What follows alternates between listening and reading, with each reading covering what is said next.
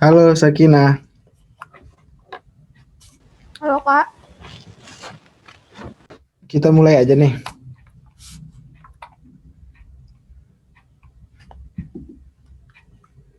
Kita mulai aja ya.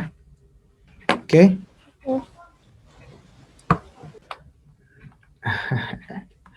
Oke, kita mulai. Assalamualaikum warahmatullahi wabarakatuh. Selamat pagi Sakinah dan teman-teman semua. Oke, jadi kali ini kita sebelum memulai marilah kita berdoa menurut agama dan kepercayaan masing-masing. Berdoa dimulai. Berdoa cukupkan. Oke, langsung aja kita mulai pertemuan TO ke-18. Oke. Kemarin Sakina baru TO ke berapa? 14 Kak. 14 ya. Oh, kemarin terakhir TO 14. 14 itu kan 15 ya? 18 sudah belum ya? Kok 14 ya? Namanya emang beda Kak, soalnya kayak gitu kalau kaminya yang 14. Oh, tapi yang soalnya yang ini nggak bener nggak yang ini? Iya itu benar. Oh iya benar ya. Oh, ini hitungan 14. Oke. Sip. Oke, langsung aja kita mulai. Soal kita kali ini langsung ke nomor 1 ya. Nah, kemarin Sakina jawabnya apa nih nomor 1 nih? Bener nggak jawabannya? Aku lupa, kayaknya tuh jawab ngomong aku. Bener jawabannya? Apa B? Harusnya B deh kemarin. Oh ya, oke. Sip, bentar ya. Oke, langsung aja kita bahas ya. Nomor 1. Nah, jadi di sini udah kelihatan kan ya, Sakina ya? Udah kelihatan ya? Udah Kak. Sip. Oke, langsung aja. Bentar. Nomor 1, mazhab Keynesian ya, mazhab Keynesian lahir pada saat The Great Depression yang melanda Eropa 1930-an pasca Perang Dunia I. Mazhab Keynesian mengkritik mazhab klasik karena tidak mampu mengatasi krisis yang terjadi. Faktor yang membedakan antara mazhab Keynesian dengan mazhab klasik adalah jadi gini gampangnya ya. Kakak mau jelasin dulu apa itu mazhab Keynesian dan kapan itu ya. Jadi Keynesian itu ya, si Keynesian ini kan si John Maynard Keynes kan.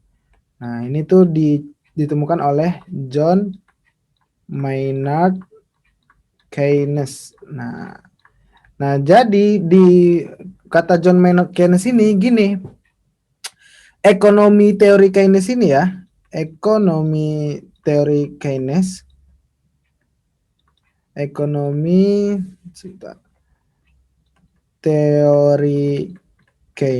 itu menjelaskan gimana. Jadi dalam ekonomi teori Keynes ini dia membantah itu ekonomi klasik ya. Jadi dia membantah nih, mereject ekonomi klasik. Nah, apa sih yang dibilang sama ekonomi klasik? Ekonomi klasik masih ingat nggak dia bilang apa? Pokoknya pasar itu murni terjadinya dengan apa? Invisible hand ya kan? Invisible hand. Jadi pasar itu laissez-faire, masih ingat nggak laissez-faire?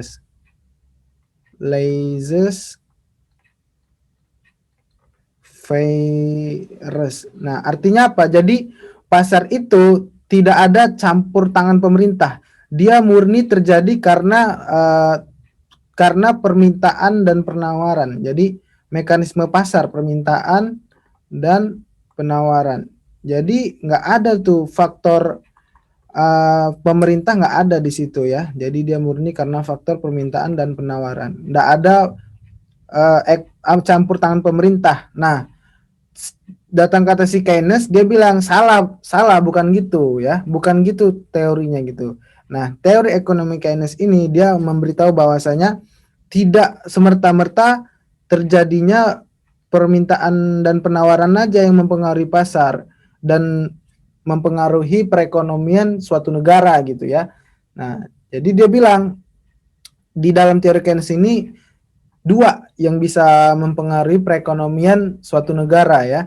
Yang pertama ada swasta, ya kan, sektor swasta. Yang kedua ada sektor pemerintah. Ya, inilah yang mendukung teori Keynes gitu. Dia bilang nggak swasta doang, nggak mekanisme pasar doang yang bilang yang bisa menciptakan pasar gitu, tapi ada peran pemerintah di sana.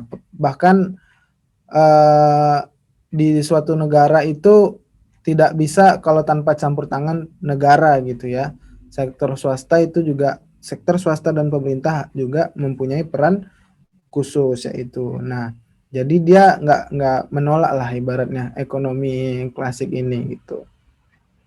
Dan teori ini yang dipakai sampai sekarang ibaratnya gitu.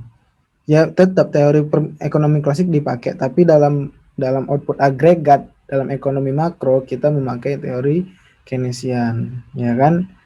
Nah, jadi kira-kira itu ya penjelasan singkatnya untuk teori Keynesian ini. Paham ya? Paham, Kak. Paham, Kak. Oke, jadi jawabannya yang B ya kan. Jadi tidak dia bilang kalau teori hukum Say itu tidak mutlak berlaku di dalam perekonomian. Jadi yang mutlak itu kan dia bilang pokoknya pasar itu terjadi harga itu tercipta karena mekanisme pasar gitu kan. Ya kan, outputnya itu terjadi karena mekanisme pasar. Sementara di situ ada peran sektor swasta dan pemerintah gitu. Jadi jawabannya yang B. Ini teman-teman harusnya bisa dibaca ya, dibaca gitu untuk teori Keynesian ini. Bentar. Oke, sejauh ini ada yang mau ditanyakan?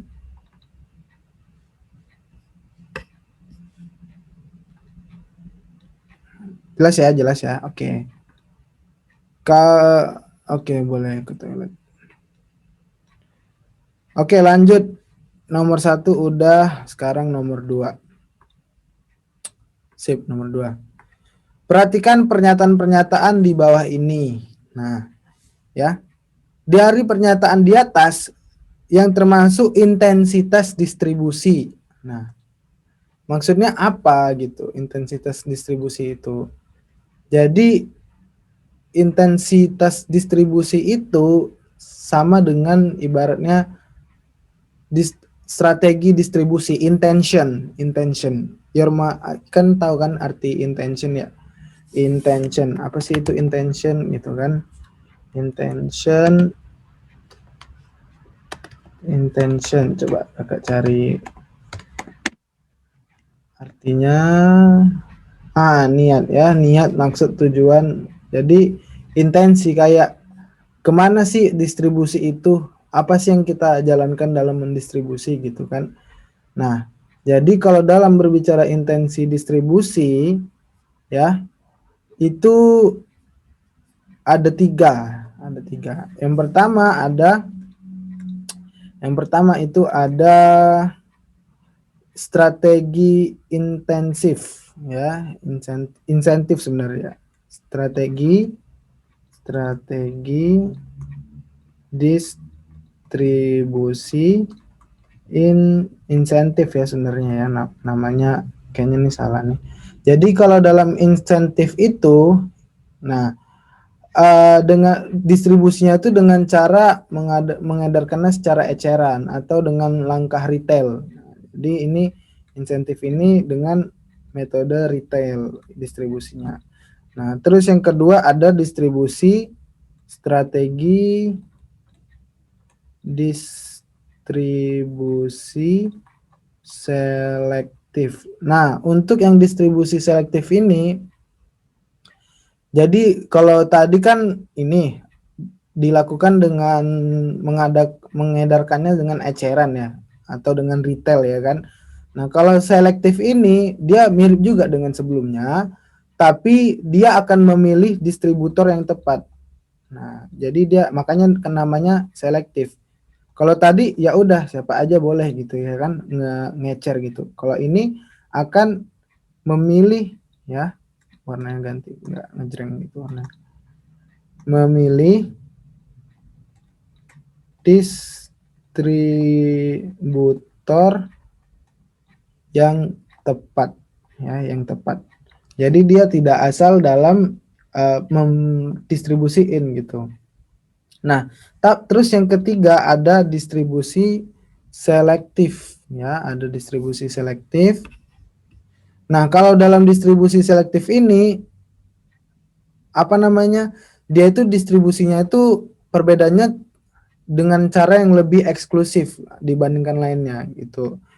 Nah, jadi kalau yang tadinya itu yang pertama itu boleh siapa aja, yang kedua itu dipilih yang lebih tepat. Nah, yang ketiga nih lebih ibaratnya lebih meruncing lagi lah gitu. Jadi dia lebih eksklusif. Jadi yang ketiga itu distribusi eksklusif. Nah, kalau yang insentif ini atau intensif ini ya insentif ya sebenarnya. Dia itu dengan retail siapa aja boleh.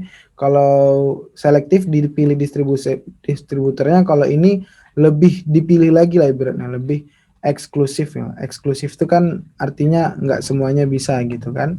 Jadi dia lebih eksklusif. Nah, jadi untuk intensi distribusi yaitu 1, 2, dan 3. Seperti itu ya. Oke, sejauh ini ada yang mau ditanyakan?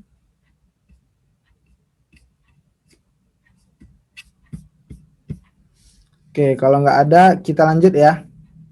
Jadi jawabannya adalah 1, 2, dan 3. 1, 2, dan 3. Oke, kita lanjut.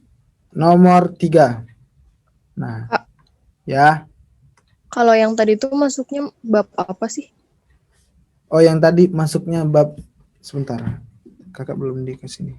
Ntar kakak minta ya. Bab apa itu ya? Ntar kakak minta nih, Mbak Hikmah. Mbak.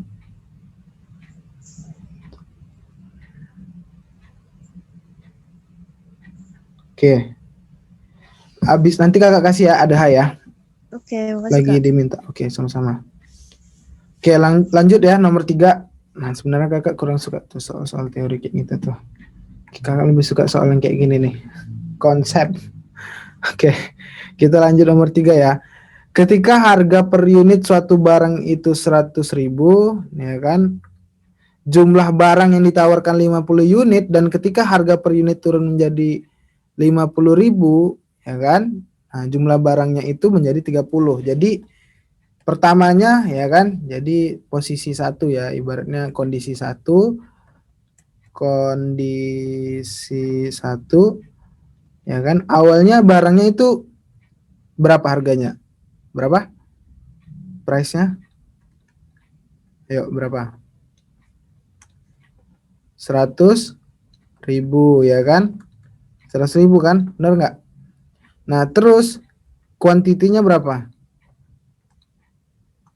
50. 50. Oke. Nah, kondisi 2 ya ibaratnya equilibrium 2, price-nya berapa?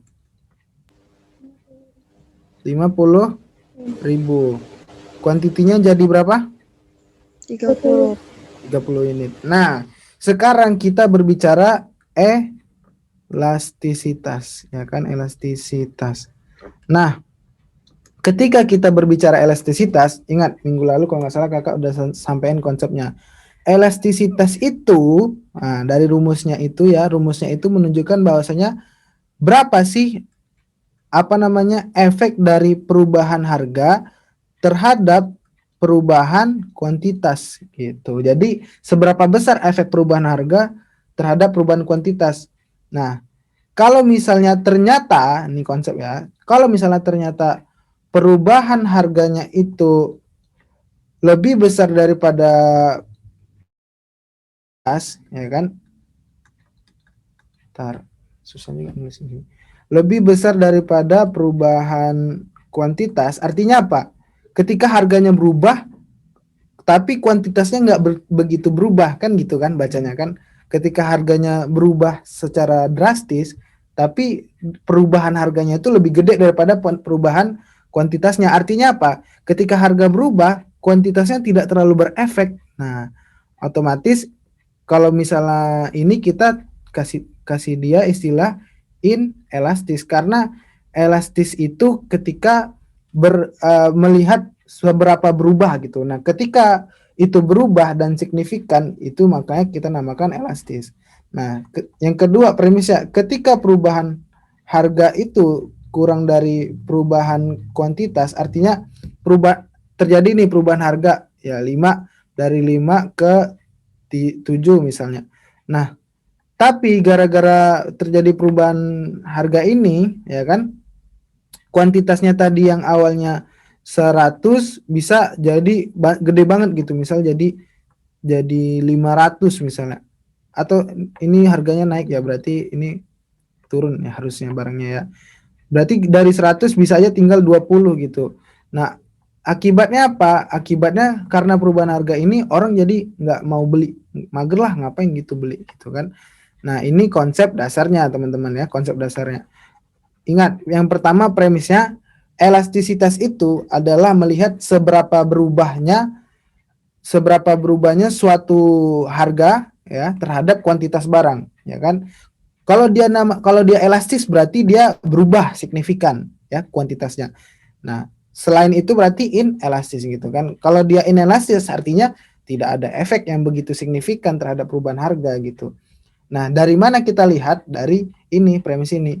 Ketika delta price-nya, persentase delta price-nya itu lebih dari persentase perubahan kuantitas, artinya harganya itu berubahnya gede, kuantitasnya kecil, kan gitu gampangnya.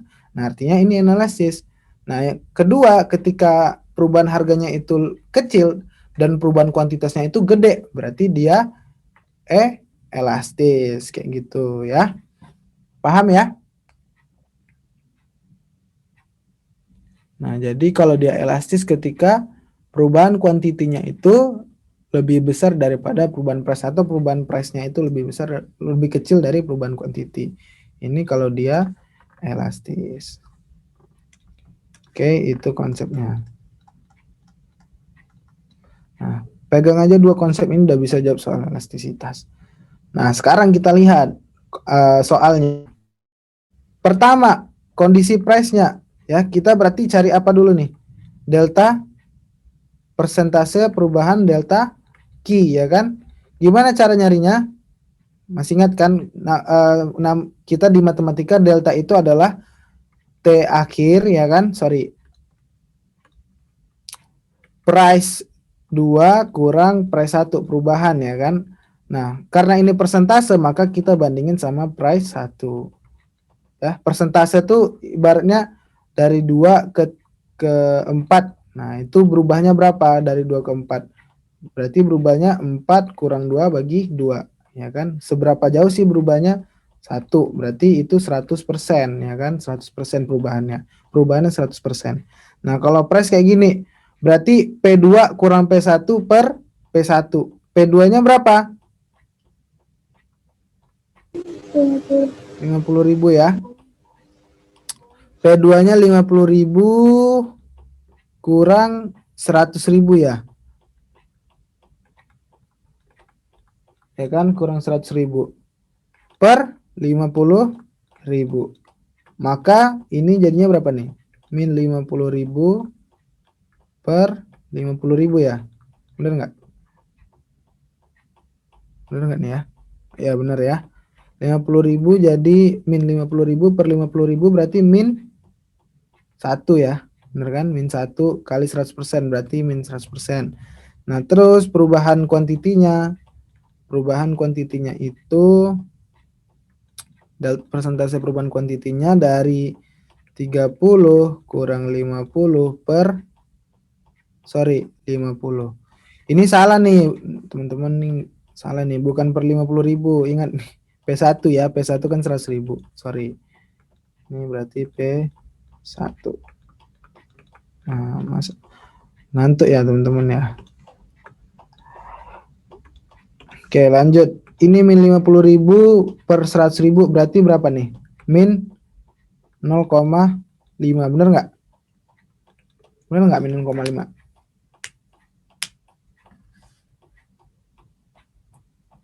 Halo, bener nggak? Ya Kak, benar. Oke, Ya Kak, good. Min 0,5 ya kan? Nah, ini 30 kurang 50 itu min 20 per 50. Coret-coret. Jadinya min 2/5. Nih, min 2/5. Kalau mau tahu dia berapanya, gampang ya. Min 2/5. Aduh, jelek banget. Min 2/5 itu berarti kali 2 berarti min 4/10. Berarti min 0,4 ya kan? Nah, min 0,4. Persentase perubahan Q-nya min 0,4, persentase perubahan P-nya itu min 0,5. Coret-coret berarti ini lebih apa namanya? Lebih gede mana? Lebih gede persentase perubahan P. Berarti dia kalau lebih besar persentase perubahan P berarti dia inelastis gitu. Jadi stepnya untuk soal-soal kayak gini kalian cari dulu persentase perubahannya. Terus kalian lihat mana yang gede, ya kan? Mana yang lebih gede. Ya kan? Mana yang lebih gede persentase perubahannya. Ini jangan lupa dikali ya. Ini nanti jangan lupa dikali min 1 ya, mutlak lah dia tuh. Kali min 1. Soalnya kan kita mau lihat elastisitas, kali min 1 jangan lupa. Ya, jadi min 0,4 per min 0,5 berarti dia inelastis. Berarti dia harganya itu tidak terlalu mempengaruhi kuantitas gitu. Walaupun harganya signifikan turunnya dari 100.000 ke 50.000, tapi jumlahnya tidak terlalu signifikan. Ini kan harganya turun setengah ya, berarti turun 50%. Sementara kuantitasnya itu cuma turun tidak sampai 50% turunnya, cuman 40% turunnya. Berarti dia tidak signifikan. Paham? Teman-teman paham? Paham, Kak. Oke, bagus. Silakan kalau mau dicatat dulu silakan. Sebentar Kakak ambil ini dulu ya tadi, yang materinya tadi.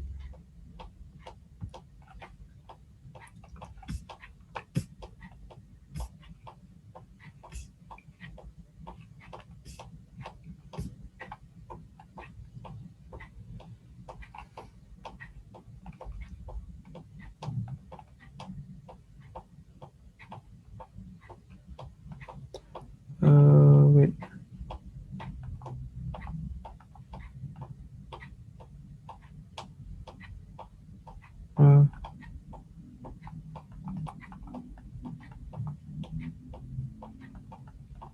Color LCD. Oke, ada yang ditanyain nggak sejauh ini? Nggak ada ya?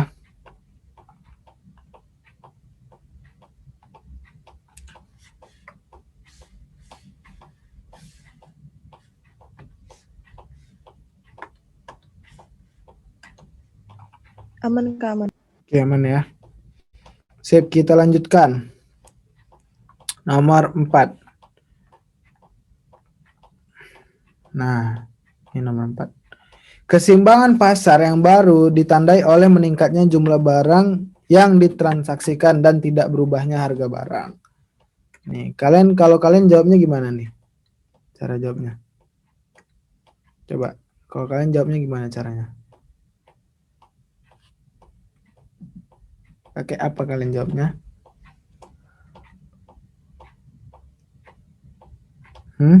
Gimana? Ayo, gimana kalian jawabnya? Kakak mau tahu.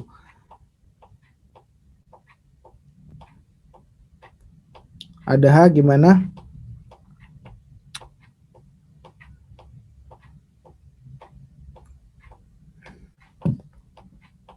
Gimana? Sakinah gimana jawabnya? Zaki, Ika gimana jawabnya? Ya. Aku kemarin salah sih Kak. Salah. Kamu Iya. cara jawabnya gimana? Ya nggak apa-apa. Salah, tapi cara jawabnya gimana? Eh, bentar. Ya nggak apa-apa. Gimana aja. Ayo, masa udah mau ini, udah tinggal berapa minggu lagi nih? Ada hal gimana? Kalau dibilang meningkatnya jumlah barang berarti kan permintaan demand naik gitu kan. Tapi Ya, harga oke. Ah, tetap, mm-mm. tetap sama gitu. Berarti kan kalau kalau penawaran itu kan karena ada harga yang meningkat makanya ada penawaran. Jadi penawarannya itu tetap di proporsi yang sama. Jadi, Oh, oke oke oke. Berarti kalau kamu tuh misalnya barang meningkat gitu kan, jumlah barang meningkat.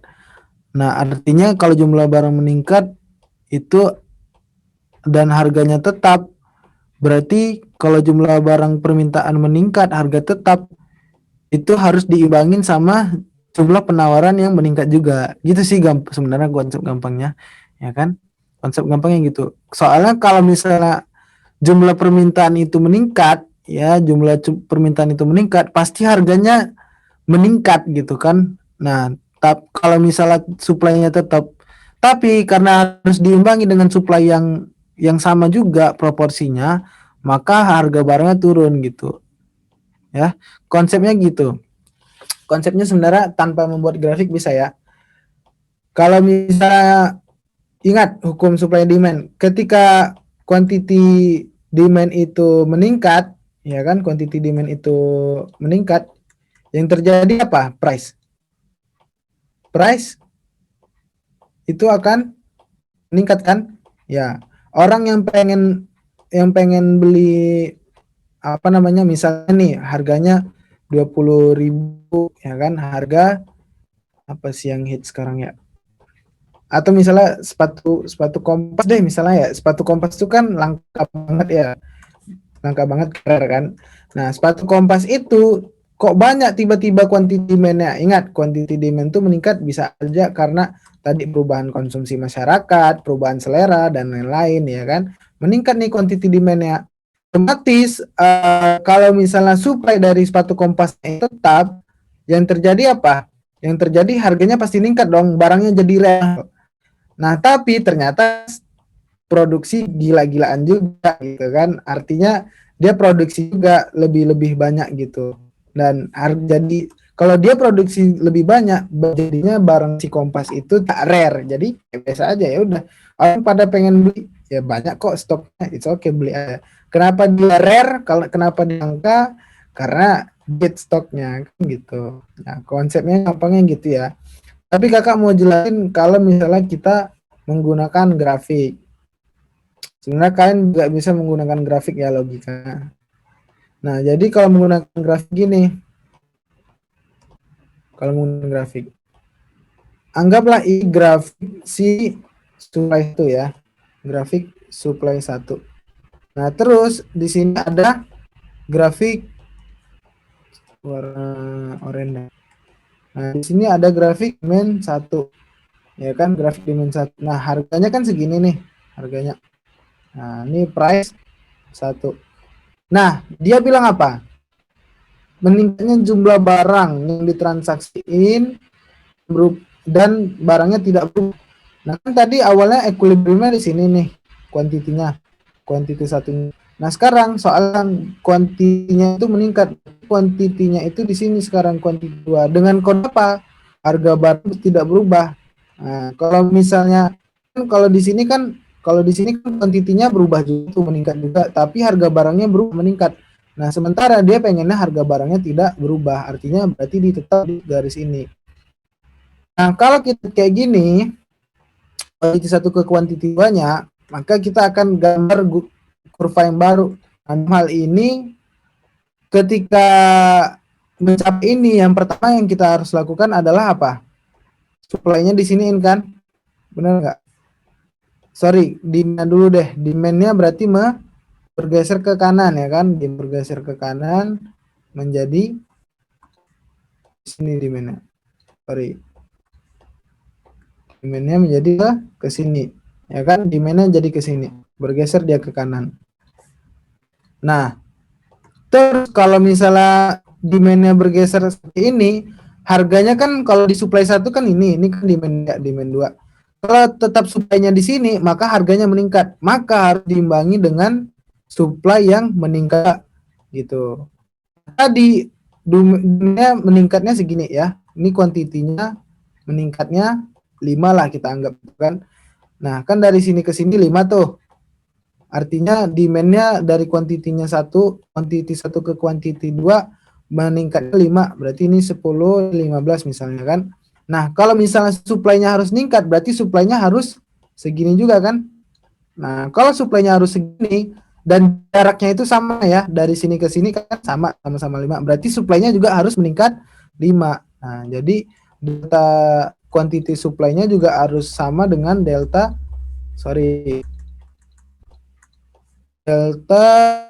quantity supply harus sama dengan delta quantity demand. Nah, jadi artinya apa? Proporsional gitu ya kan. Makanya jawabannya yang E. Oke. Paham? Enggak nih? Oke, paham ya. Cara jawabnya gitu. Jadi kalian kalau ketemu soal-soal supply and demand, main grafik aja udah putus. Dan kalian jangan lupa konsepnya juga. Konsep main grafik aja kayak gini. Oh, ini meningkat 5. Jadi emang harus sering latihan sih biar lebih cepat kenceng gitu otaknya mikir gitu ya. Oke, kita lanjutkan. Nomor 5. Ketika produk domestik bruto suatu negara meningkat di negara tersebut sering terjadi. Nah, sekarang yang dilihatnya adalah produk domestik bruto. Ingat, untuk menghitung produk domestik bruto kita berarti menghitung pendapatan nasional ya kan. Itu kan produk domestik bruto itu mengindikasikan pendapatan nasional. Nah, dalam menghitung pendapatan nasional ada berapa metode? Ada berapa pendekatan? Pertama, ada pendekatan pengeluaran atau expenditure. Ya, pendekatan pengeluaran. Yang kedua ada pendekatan apa? Pendapatan. Yang ketiga ada pendekatan produksi. Nah, pendekatan pengeluaran itu yang bagaimana? Itu yang rumusnya gimana coba? Masih ingat nggak? Harus ingat lah, sering keluar mah. Berkali-kali ini keluar. Yang mana nih rumusnya nih kalau yang ini? Yang mana? Nah, ada H, Ika, Zaki. Yang mana rumusnya ini?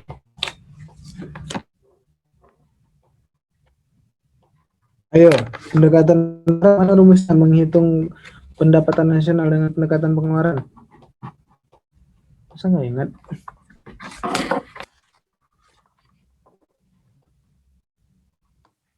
Ini suara kakak masuk nggak nih? Yang nggak masuk suaranya. Yang Suara kakak? itu nggak sih Kak, yang pendapatan nasional. Yang mana? Nah, gimana cara ngitungnya? Pendekatan pengeluaran. C plus I plus G plus ekspor kurang impor. Ya kan? Itu kan? Ya enggak? Nah, jangan lupa. Kalau pendapatan yang mana? Pendapatan, kita hitung pendapatan wages, upah, terus pendapatan bunga. Habis pendapatan bunga, pendapatan sewa. Habis itu pendapatan perusahaan yaitu profit. Nah, wages ini pendapatan sebagai individu, interest ini pendapatan investor, rent ini pendapatan yang punya sewa, ini pendapatan perusahaan. Kalau pendekatan produksi gimana?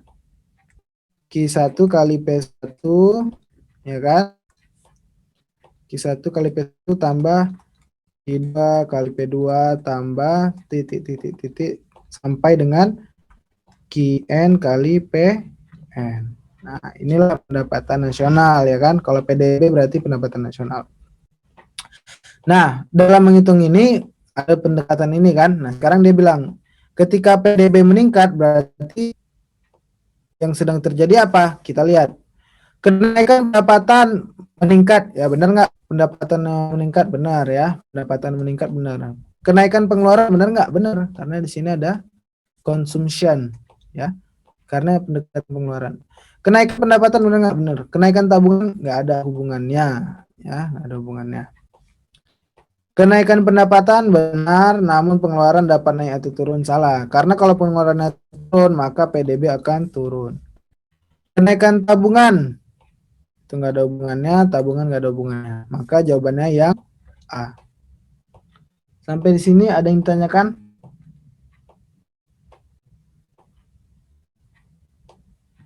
Paham ya?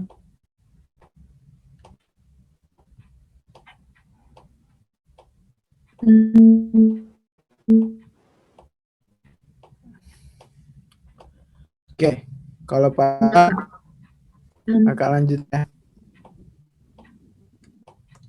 Jangan lupa nih, kakak selalu ingat ya, tryout ini adalah masa dimana kalian review materi.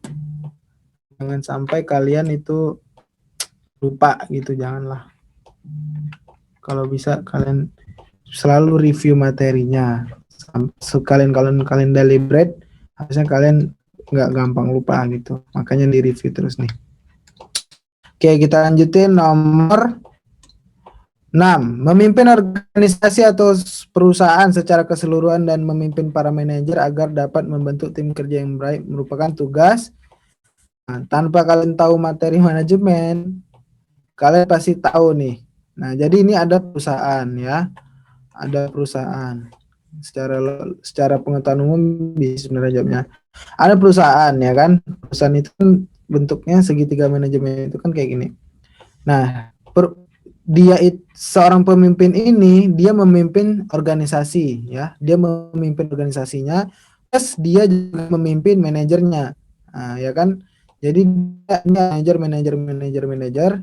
Nah itu dia yang mimpin tuh manajernya. Sedangkan manajer ini kita tahu kan yang dia pimpin staff lah ibaratnya gitu kan. Nah staff. Nah tapi si pemimpin organisasi ini memimpin manajernya, berarti kira-kira dia siapa? Dia manajer puncak, ya kan? Nah, kalau dalam segitiga manajemen kayak gini. Nah, ini ada manajer tengah, manajer lini pertama sama manajer puncak. Kalau manajer puncak dia mimpin yang manajer gitu ya, direktur keuangan segala macam. Nah, manajer menengah memimpin manajer lini pertama. Manajer lini pertama memimpin karyawan, staf atau buruh. Maka yang memimpin organisasi dan secara keseluruhan dan memimpin manajer itu adalah seorang manajer puncak. Oke, kalian ingat aja segitiga manajemen ini. Nah, terus kalian lihat apa peran dia. Ingat, kalau di tengah berarti dia dipimpin sekaligus memimpin. Ya, maksudnya dia memimpin manajer lini pertama ya. Ini lini pertama, di menengah, ini puncak. Gitu. Oke, paham ya? Supervisor Apa? Supervisor. Supervisor itu dia tuh bisa di sini dia supervisor. Supervisor itu pengawas. Jadi ini misalnya ada karyawan lagi kerja ya kan? Karyawannya lagi kerja semuanya. Nah, karyawan yang lagi kerja ini kan bisa aja nih, ini kerjanya nggak benar, ini kerjanya benar, ini bagus, ini nggak bagus. Nah, supaya memastikan semua kerjaan ini benar dan bagus sesuai standar itu harus diawasi. Pengawasnya itu namanya supervisor. Atau tahu mandor nggak? Mandor. Nah, itu supervisor. Kalau auditor itu pemeriksa. Posisinya dia malah di sini kadang, di luar dari manajemen organisasinya. Karena dia harus independen, auditor itu. Oke? Paham? Ada juga auditor yang di dalam ini, Bu, ada juga. Jadi dia satu bagian khusus auditor, tapi dia tetap harus independen. Dia setara inilah manajer inilah ibaratnya. Harus independen dia. Oke, paham ya?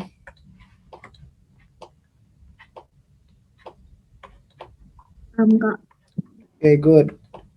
Nomor 7. Keberadaan LKBB, teori ya. Lembaga keuangan bukan bank bisa mendorong perkembangan pasar modal dan pasar uang serta membantu menyediakan modal untuk investor membuka atau mengembangkan usahanya. Pernyataan tersebut merupakan, nah ini teori ya, jadi kakak jelasin ini aja ya.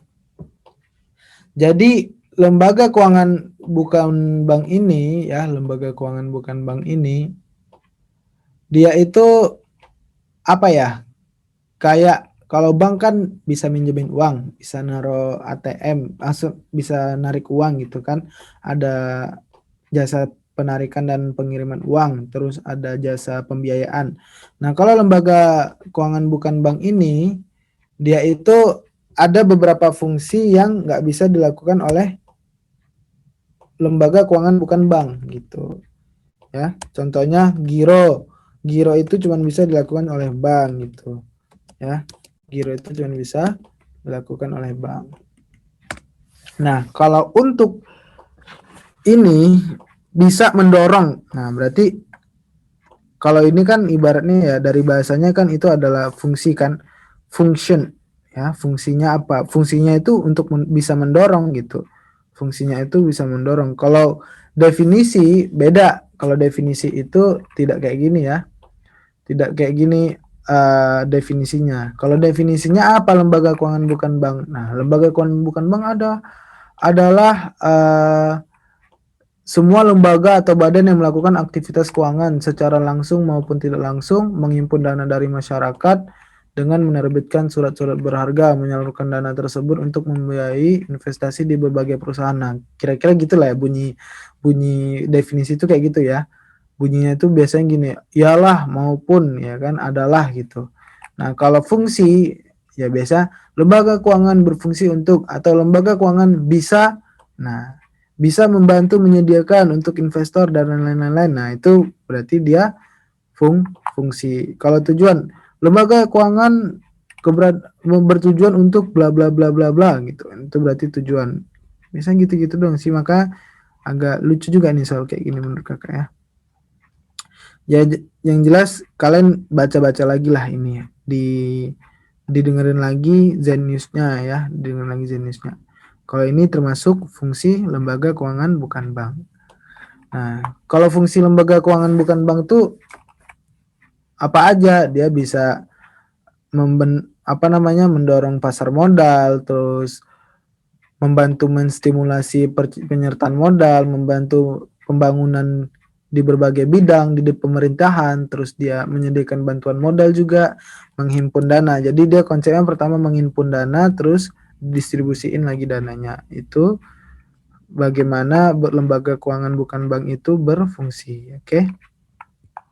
Kalau tujuannya adalah misalnya untuk meningkatkan kesejahteraan umum, itu misalnya untuk meningkatkan perekonomian, itu tujuan. Kalau fungsi itu kayak lebih spesifiknya gitu ya. Kayak jawabannya yang E. Fungsi LKBB. Sejauh ini ada yang tanyakan? Ini kalian baca lagi ya, tunggu. Tadi ini untuk materi-materi ini itu di materinya itu di 5487 kode materinya. 5487. Kalau yang nomor berapa tadi ada ya? Ini ya nomor 2. Kalau nomor 2 itu materinya tentang pelaku kegiatan ekonomi. Kode materinya ada di 7598. Sorry. 7598 ya kan, sama 8037. Ini untuk nomor 2. Tadi itu nomor 7 tentang lembaga keuangan. Oke. Kita lanjutkan ya. Ada yang mau tanya nggak?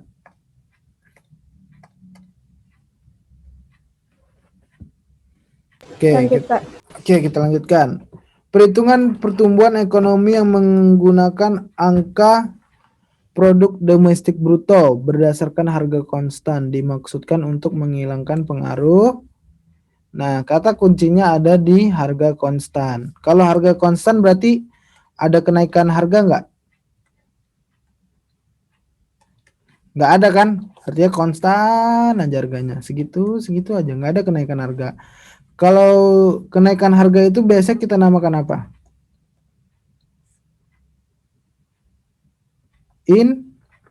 Inflasi, ya kan? Kenaikan harga itu adalah inflasi. Nah, ketika harganya konstan berarti tidak ada inflasi. Maka jawabannya A, ya. Nah, jadi supaya apa nih? Dia emang PDB itu emang pengen dilihat secara tidak ada inflasi gitu. Kita harus koreksi lah inflasinya gitu.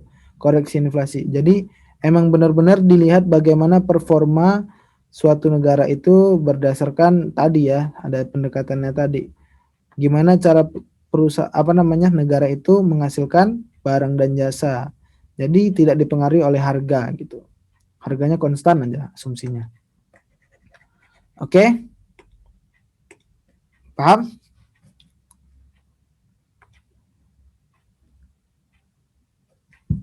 Kata kuncinya di situ, harga konstan. Oke, nomor 9.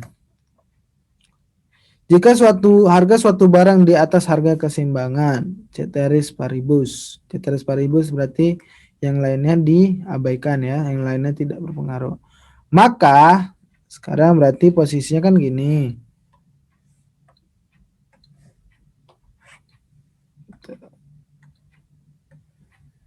Nah, ini supply, ini demand ya kan.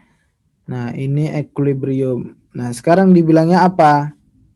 Suatu barang harganya di atas harga keseimbangan. Harga keseimbangan di mana? Di sini kan? Ini kuantitinya. Nah, ternyata harganya di atas. Misalnya di sini. Ini kan di atas nih.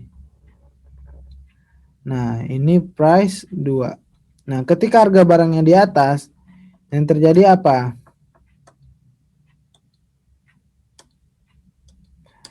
Yang terjadi apa di sini nih? Ini ada quantity supply kan ini kan? Ini ada quantity demand. Nah, quantity supply-nya lebih besar daripada quantity demand. Berarti yang terjadi apa? Kelebihan supply. Kelebihan supply ya, kelebihan supply. Supply-nya kelebihan. Ya, maka ini jawabannya yang D. Jadi koreksinya D ya jawabannya ya. Terjadi kelebihan penawaran. Kalau kelebihan permintaan itu ketika barang itu di bawah harga keseimbangan. Oke? Quantity demand-nya lebih kecil.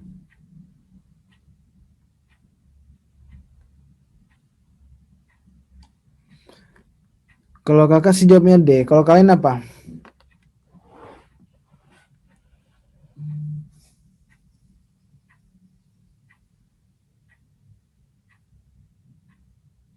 Kalau kalian jawabnya apa nih?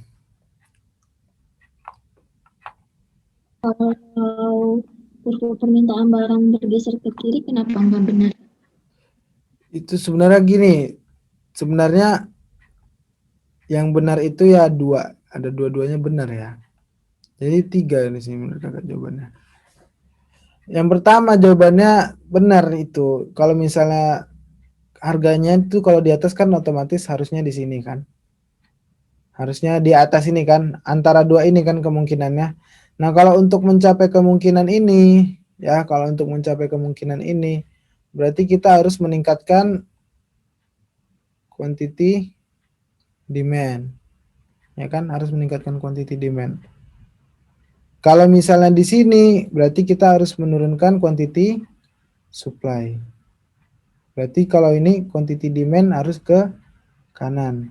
Ya kan, harus ke kanan bergeraknya. Kurva permintaannya. Kalau di sini kurva penawaran harus geser ke kiri. Jadi permintaan ke kanan, penawaran ke kiri. Dua-duanya benar. Yang B salah kenapa? Kalau kurva permintaannya bergeser ke kiri, kan ini equilibriumnya di sini. Nah, sedangkan kalau misalnya supply-nya kan tetap tuh, kalau kurva permintaannya bergeser doang kan, supply-nya tetap sini. Nah, kalau dia di sini, harganya kan turun nih di bawah. Oke, gitu Ika. Kalau dia geser ke kanan, harganya kan naik nih di atas. Nah, begitu juga supply-nya. Kalau supply-nya tetap ya, kalau demand-nya tetap, kalau supply-nya geser, nih, hapus dulu. Nah, kalau supply-nya itu geser ke kiri, demand-nya kan ini nih demand-nya. Kalau supply-nya itu geser ke kiri, berarti kan di sini tuh. Harganya ningkat nggak ningkat? Oke, berarti supply ke kiri bener ya. Nah, kalau supply geser ke kanan, harganya gimana? Menurun. Jadi akan terjadi kelebihan penawaran. Kayak gitu ya. Sebenarnya A, B, C, D itu benar. Tapi menurut kakak yang paling tepat ya D lah. Karena dia mencakup semuanya.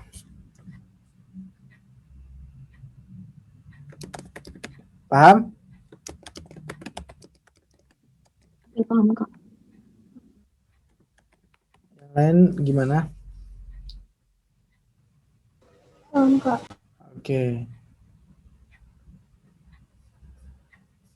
Sip ya, kita lanjutin ya. Jawabannya yang C ya. Paling tepat C. Paling tepat D. Akan terjadi kelebihan penawaran. Oke, lanjut nomor 10. Dalam suatu perekonomian tertutup, diketahui fungsi konsumsi rumah tangga C sama dengan 50 tambah 0,75 Y. Investasi 20 dan pengeluaran pemerintah G 40. Nah, maka pendapatan nasional berapa? Nah, sekarang kita lihat. Ini nomor 10. C-nya itu 50 plus 0,75 Y.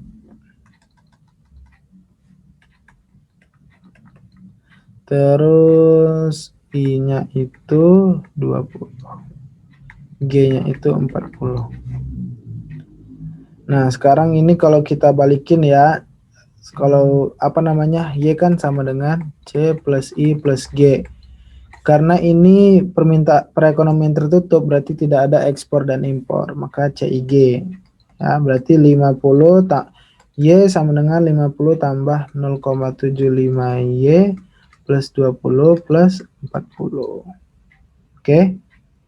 Nah, 50 tambah 20 tambah 40, 110. Tambah 0,75 Y sama dengan Y. Y kurang 0,75 Y sama dengan 110. Ini berapa jadi ya? 0,25 Y sama dengan 110. 0,25 kan seperempat. Berarti Y-nya itu 1/4 kali 110. Berarti Y-nya itu sama dengan 440. Ya. Nah, yang sekarang ditanya, keadaan tersebut menunjukkan angka pengganda perekonomian sebesar. Nah, angka pengganda perekonomian itu apa? Ayo. Tahu nggak?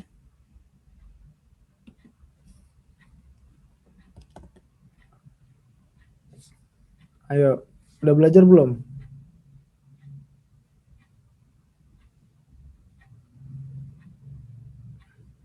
Teman-teman udah belajar belum? Gimana Kak? Angka pengganda perekonomian.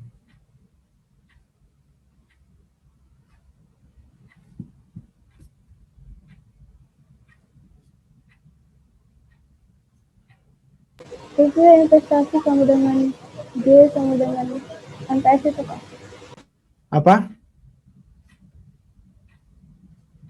Ya, Gimana? investasi sama dengan pengeluaran sama dengan MPS 1. Investasi sama dengan pengeluaran Terus 1 per MPS. dikali 1 per MPS. Sama dengan, iya. Apa sama dengan ya? Lupa. Ayo, yang lain gimana?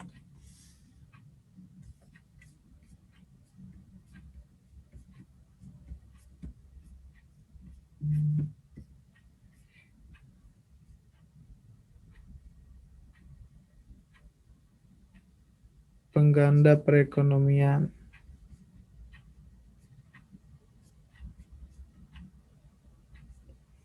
Ini yang mana ya?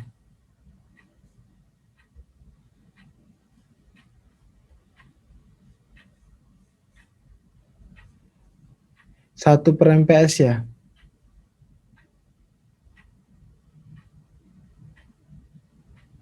Besarnya pendapatan nasional akibat perubahan adanya tambahan variabel-variabel tertentu dalam pertumbuhan. Jadi 1 per MPS. Benar tuh. Jadi angka pengganda perekonomian itu sama dengan K sama dengan 1 per 1 kurang MPC atau sama dengan 1 per MPS. Nah, MPS itu apa? MPS. Apa MPS? Delta S per delta Y, bener nggak?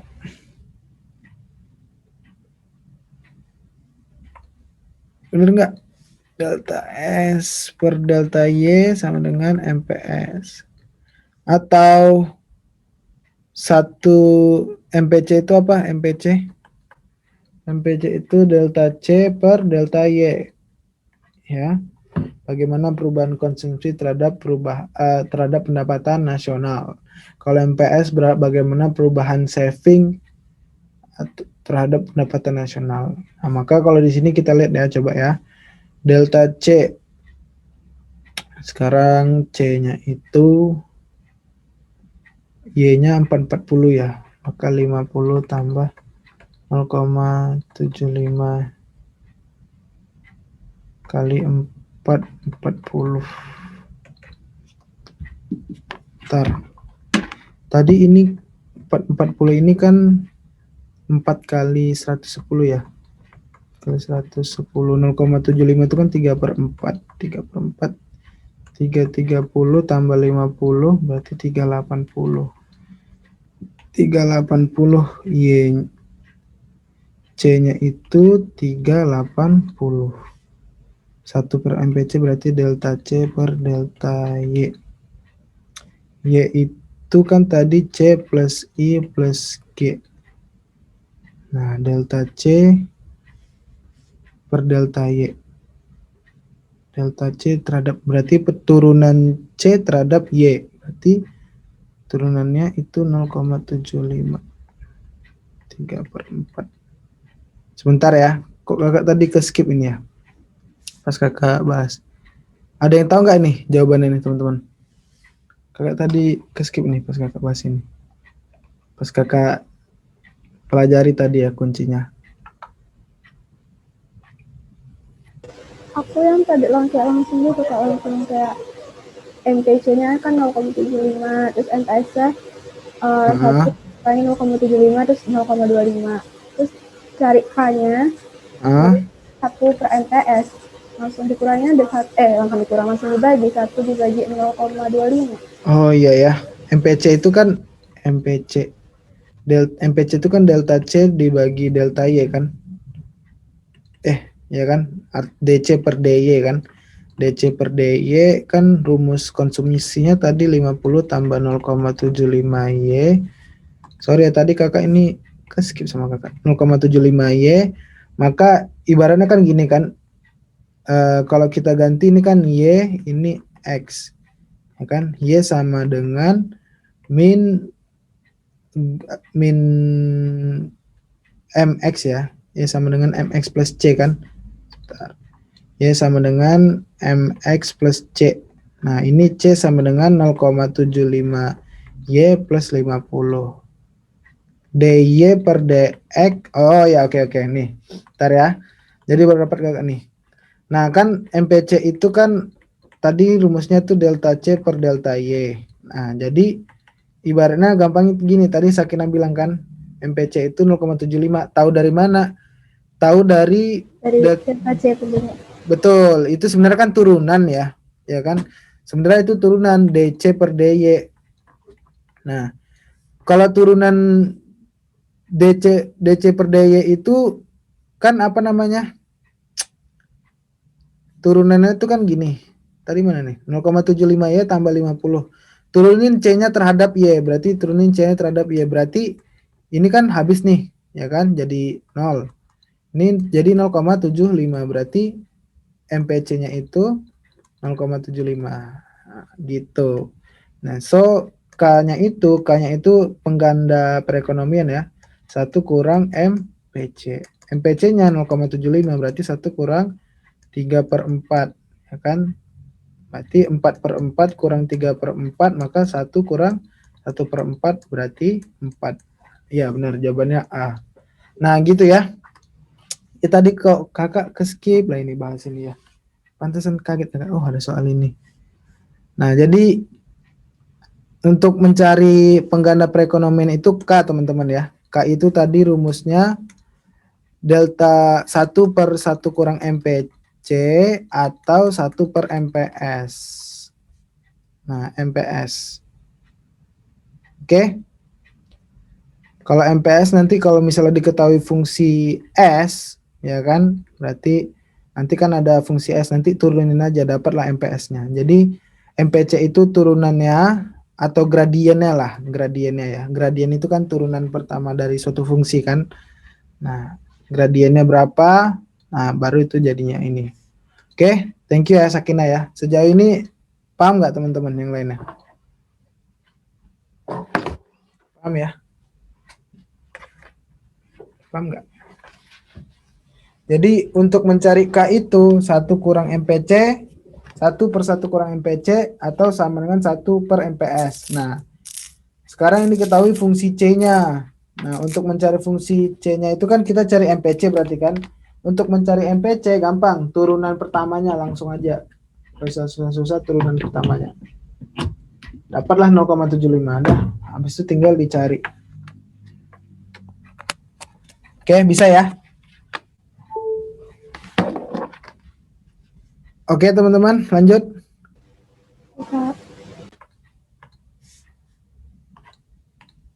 Nomor 11, berikut ini menunjukkan peranan penting koperasi bagi masyarakat, khususnya para anggota kecuali kita lihat ini membantu para anggota meningkatkan penghasilan benar, memperluas lapangan kerja benar, status sosial. Nah, bukan ini tujuan dari koperasi ya. Ya, bukan ini peran penting supaya status sosial meningkat. Oh, jadi borjuis misalnya gitu. Bukan kayak gitu. Dia untuk kesejahteraan, lapangan kerja, taraf hidup, ya kan, pendidikan dan keterampilan masyarakat. Jadi ini baca juga lah ya. Jadi jawabannya C. Yang ini ada tanyaan nggak?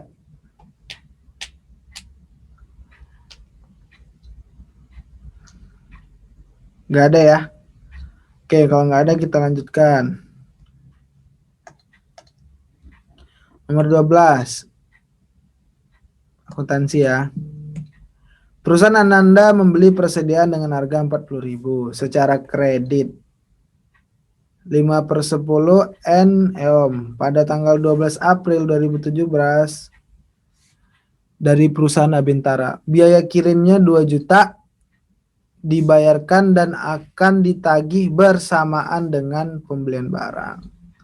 Perusahaan Ananda menggunakan metode pencatatan perpetual. Jika perusahaan membayar pada tanggal 18 April 2017,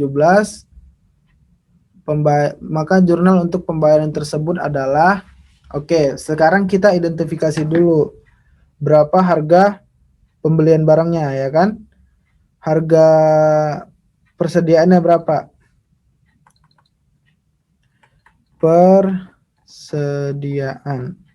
Harganya berapa nih? 40 juta, ya kan? Terus ada ongkir, ya, biaya kirim itu freight in,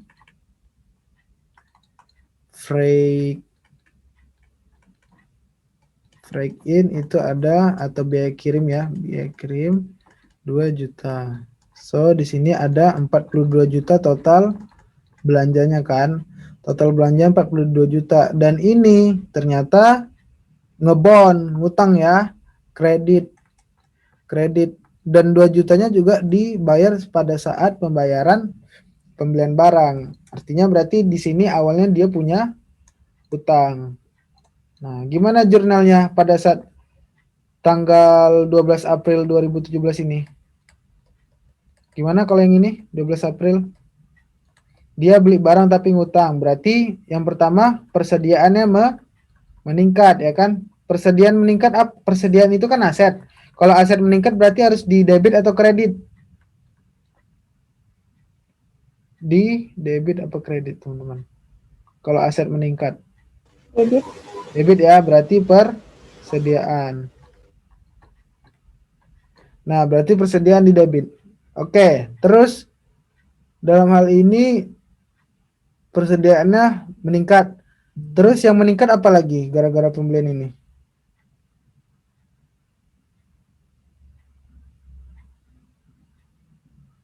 Apa? Membeli persediaannya pakai kas atau pakai utang?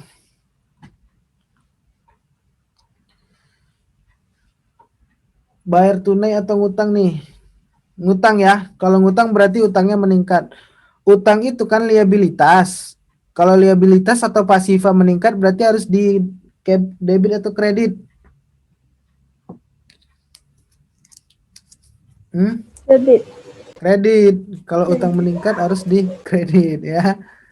Berarti ingat ini kan debit. Debitnya udah 42 juta. Berarti ada ini, ada gak balance. Debit sama kredit kan harus balance, berarti harus balance. Berarti di sini ada utang dagang, ya kan?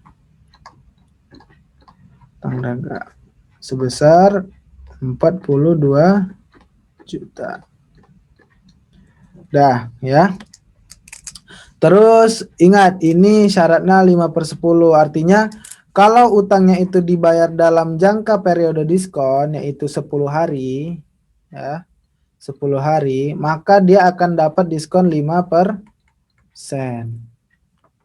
Gitu ya bacanya, ya, 5/10 itu dalam jangka waktu 10-nya itu periode diskon, 5-nya itu jumlah diskonnya. Ada juga kan 2/10, ada juga. Ini 5/10 berarti 5%, ya. Nah, maka pada saat 18 April udah 10 hari belum?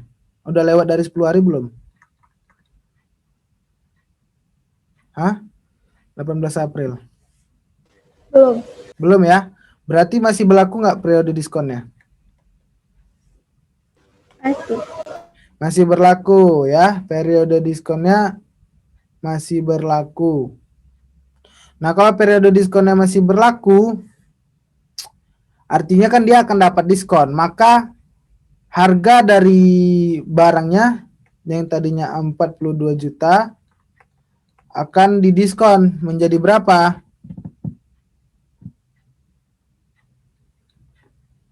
95% kali 42 juta, ya kan? Bener nggak? Bener nggak nih? Atau enggak 5/100 kali 42 juta dulu, baru nanti dikurangi sama 42 juta. Asumsiin kan kalian ini, ya, UTBK bisa pakai kalkulator, bisa nggak kalian pakai kalkulator? Enggak deh Kak. Oh enggak ya? Enggak bisa ya? Kalian tuh di rumah nggak sih UTBK? Enggak ya? Di tempat ya? Di tempat. Oh nggak bisa pakai kalkulator ya kalau ekonomi ya? Kayaknya bisa deh. Tapi kalau nggak bisa, ya udah deh. Kalau nggak bisa berarti kita gini aja caranya. Kan ini diskonnya 5%. Berarti kali dulu 42 juta. Ya, nanti nolnya simpan dulu ya. Kali 5/100. Ya kan? Habis 42 kali 5 berarti berapa nih? 42 kali 5. 4 kali 5 20, 200. 4 kali 5 kan 20 ya. 40 kali 5 200, 2 kali 5 10, berarti 210. 210 tadi nolnya kita simpan 3 berarti diskonnya berapa nih? Berapa sih ini? 2.100.000 ya? Ya kan? 2.100.000 kan? Bener nggak? Diskonnya. Diskonnya 2.100.000. Maka harga barangnya ya tadi. Sorry, harga barangnya utang dagangnya tadi kan 42 juta. Diskonnya 2.100.000. Maka pada saat pembayaran yang pertama yang berkurang apa? Pastinya utangnya berkurang ya kan. Maka kalau utang meningkat tadi kredit, kalau utang berkurang maka di debit. Maka utang dagangnya berkurang. Berapa tadi utang dagangnya? 42 juta. Terus kita kan bayar pakai kas nih, maka kas di kredit. Berapa pembayaran kasnya? Karena udah diskon berarti pembayaran kasnya dikurangi diskonnya, ya kan? 42 juta kurangi 2.100.000 berarti 39.900. Nah, karena ini menggunakan pencatatan perpetual, seluruh pengurangan diskon ya, diskon itu dia akan mengurangi ya, dia akan mengurangi persediaan. Jadi kalau perpetual gitu ya, kalau periodik baru nanti pakainya diskon pembelian. Tapi karena ini perpetual maka dia akan mengurangi persediaan. Maka di sini persediaannya 2.100.000. So jawabannya adalah yang utang dagang debit, persediaan kredit, kas kredit. Jawabannya yang B. Paham nggak nih?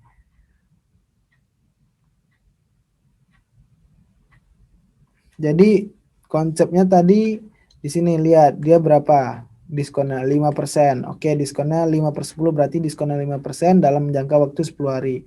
Ini masih 10 hari berarti akan berlaku diskon. Nah, dan ini tadi dibelinya secara utang berarti pada saat pembayaran yang berkurang itu utangnya, ya kan? Utangnya berkurang. Kalau utang berkurang di mana? Di debit. Nah, kalau utang berkurang di debit terus yang berkurang apalagi kas kan karena kita membayar berarti kasnya di kredit karena kas aset. Aset kalau berkurang kredit. Berapa yang dibayar? Ya dikurangi sama diskon karena masih dalam periode diskon. Nah, karena percatatan perpetual maka harus dijawab akun inventorinya ke bawah terus kan. Kalau inventorinya jual, inventorinya berkurang. Kalau beli, inventorinya nambah. Kalau ada diskon, inventorinya berkurang. Kayak gitu. Maka jawabannya yang B. Ya. Sejauh ini ada yang tanyakan?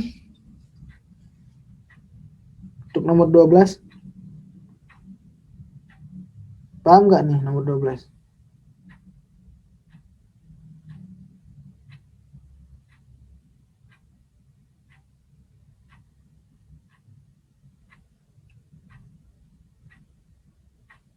Oke.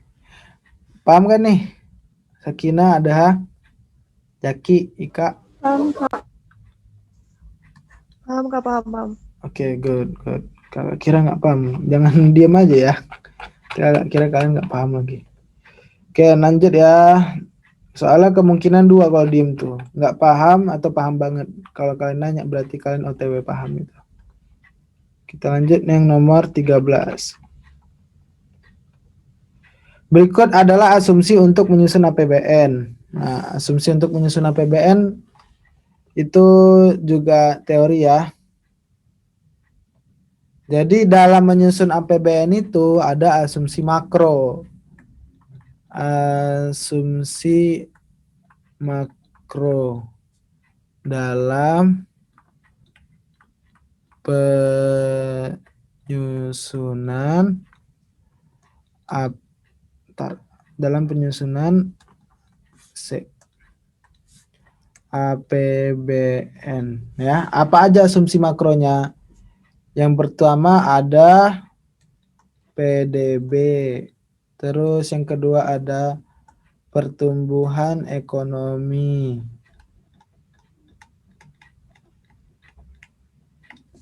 Terus yang ketiga ada inflasi YOY. YOY tahu kan? Year on year, artinya dari tahun ke tahun. Terus ada nilai tukar rata-rata ya. Nilai tukar rata-rata. Terus yang kelima ada suku bunga. Suku bunga SPN, surat apa ya, surat berharga negara ya, yang 3 bulan. Terus ada harga minyak rata-rata. Terus yang ketujuh ada lifting minyak realisasi. Ini materi APBN ya. Terus yang ke-8 ada lifting gas produksi. Nah, ini teori banget ya. Jadi dalam penyusunan APBN inilah asumsi-asumsi makronya. Kurs rupiah terhadap mata uang asing itu berarti apa? Nilai tukar ada, ya kan? Tingkat inflasi ada, inflasi year on year, pertumbuhan ekonomi ada. Terus harga minyak dunia ada. Ini harga minyak. Maka jawabannya yang E. Oke? Paham? Paham.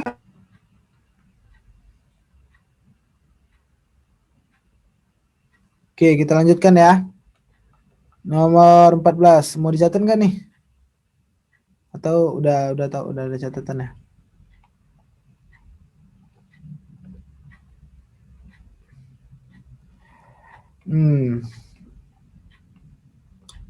Oke, kalau diam aja kakak lanjut lah. Nomor 14. Harga kebutuhan pokok seperti minyak goreng, beras, telur, dan daging ayam mengalami kenaikan hampir 1,2% dibandingkan tahun 2014. Kondisi tersebut menyebabkan kenaikan laju inflasi 2,2% pada tahun 2015. Dengan kenaikan laju inflasi tersebut, pemerintah mengambil kebijakan moneter.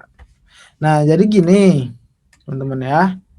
Jadi ada kenaikan harga pokok, ya kan, dari awalnya itu 1% ya, tingkat inflasinya menjadi meningkat 1,2 menjadi 2,2% ya. Ada peningkatan sebesar 1,2% ya. Peningkatan ini kan menyebabkan inflasi.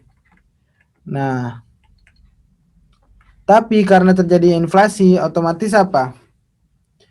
Kalau harganya naik, masyarakat itu mau beli nggak?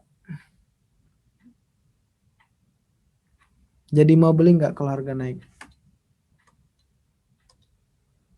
Hah? Enggak. Enggak kan? Kalau harga naik, masyarakat itu jadi menurun daya belinya. Nah, supaya nggak menurun daya belinya, maka pemerintah harus mengambil kebijakan moneter yang bertujuan untuk menjaga daya beli. Nah, itu gampangnya ya. Caranya gimana? Caranya terbitkanlah surat utang dengan bunga yang rendah, ya kan? Dengan bunga yang rendah. Sehingga uang beredar di masyarakat juga meningkat, yang otomatis juga bisa membeli barang-barang tadi. Atau enggak dengan bantuan sosial, bantuan langsung tunai gitu ya. Jadi karena inflasi tadi daya beli masyarakat menurun, supaya tetap stabil, pemerintah harus menerapkan kebijakan moneter, yaitu kebijakan moneter yang bertujuan untuk menjaga daya beli tersebut. Caranya gimana tadi untuk menjaga daya beli tersebut ya? Berarti untuk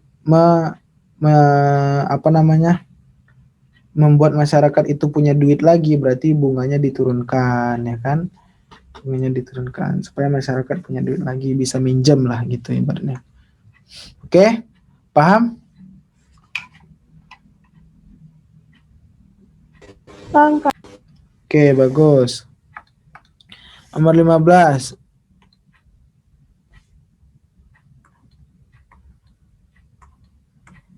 Oke, nomor 15. Melemahnya nilai rupiah terhadap nilai mata uang asing. Ya, jadi ini rupiah, ini mata uang asing. Ya. Dan ini lemah, ini kuat. Nah, sekarang hubungan antara rupiah sama mata uang asing ini apa? Ekspor dan impor. Kalau ekspor berarti nilai tukar rupiah ditukar kan? Ditukar ke mata uang asing. Sementara lemah berarti ekspornya itu daya saingnya rendah. Ya kan? Terus karena nilai rupiah rendah dan ekspornya itu rendah, maka perdagangan internasional Indonesia akan menguat atau melemah?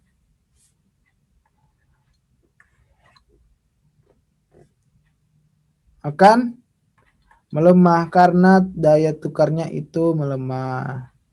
Ya, mata uang asingnya itu melemah.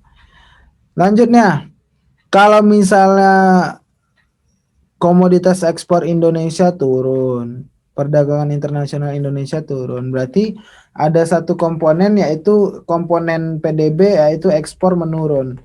Nah, ekspor itu kan dihasilkan dari barang dan jasa kan?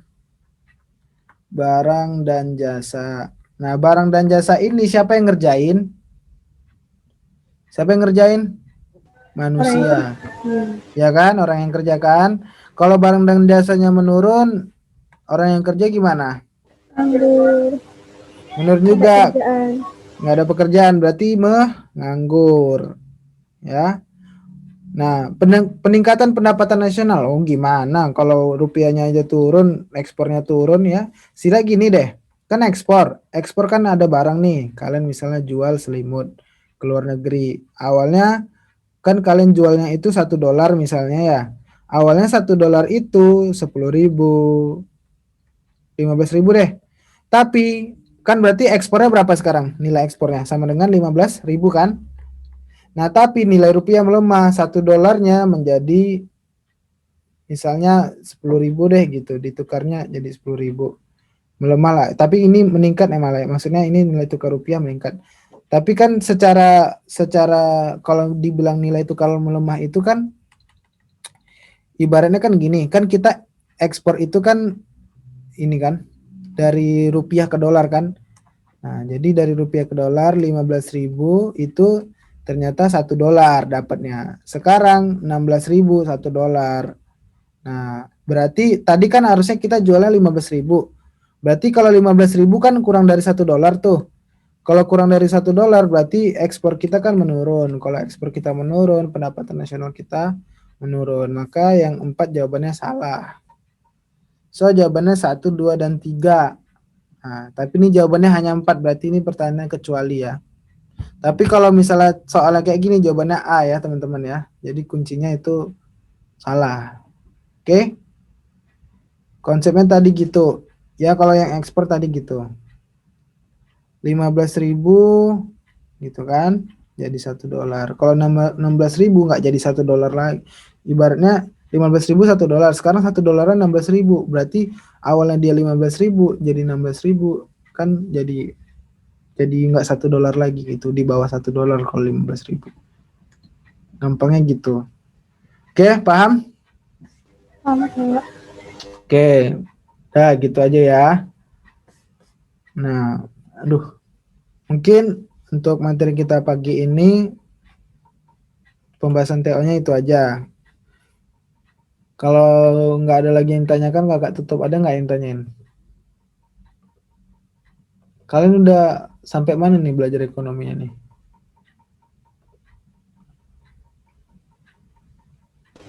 Aku kalau ekonomi belum sih, baru sosial sama sejarah. Oh, sejarah. Terus kamu tadi tahu ya rumus ya MPC, MPS ya? Pernah kelas 12 itu, Kak. Oh, oh iya, oke oke oke. Ya udah lah kalau gitu, ada sampai mana belajarnya?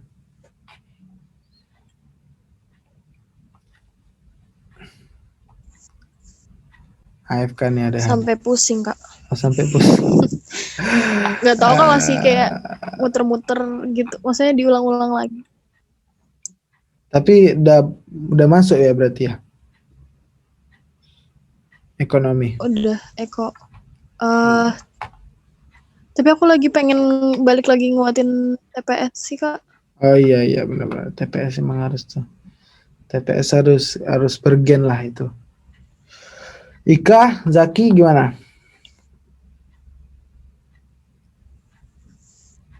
Ika sampai mana? Zaki.